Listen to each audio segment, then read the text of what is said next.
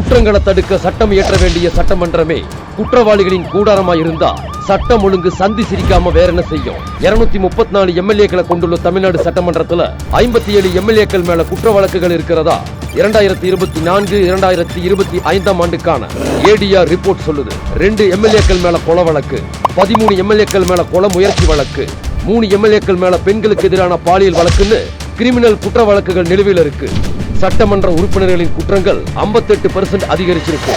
ஆளும் திமுக அமைச்சர்கள் நீதிமன்றம் போய் ஊழல் வழக்குல தண்டிக்கப்பட்டு பதவி இழக்கிறதையும் கொள்ளையடிச்சது உண்மைதான்னு உச்ச நீதிமன்றமே தண்டனை தந்தாலும் ஜாமீன் வாங்கி இலாக்கா இல்லாத அமைச்சர் பதவிய இந்த வெச்சுக்குன்னு தூக்கி கொடுக்கும் ஸ்டாலின் அவர்கள் முதல்வரா இருக்கும் தமிழ்நாடு சட்டமன்றம் வேற எப்படி இருக்கும்? சட்டமன்ற நாடாளுமன்ற உறுப்பினர்கள் மீதான குற்றங்களை விசாரிக்க லோக் ஆயுக்தா நீதிமன்றங்கள் அமைச்சு விரைந்து தீர்ப்பு வாங்கி தரப்படும் தேர்தல் வாக்குறுதி கொடுத்தாரு ஸ்டாலின். ஆனா ஊழல் வழக்கில் கைதான திமுக அமைச்சருக்கு தியாகி பட்டம் தந்ததை தவிர வேற ஒண்ணும் பண்ணல. இப்ப தமிழ்நாடு எம்எல்ஏக்களின் குற்றங்கள் 58% அதிகரிச்சிருக்கிறதா ரிப்போர்ட் வருது. 4 பேர்ல ஒருத்தருங்கிற கணக்குல தமிழ்நாடு சட்டமன்ற குற்ற செயல்களின் கூடாரமா மாறினா சட்டம் ஒழுங்கு நிலைமை என்ன ஆகும்?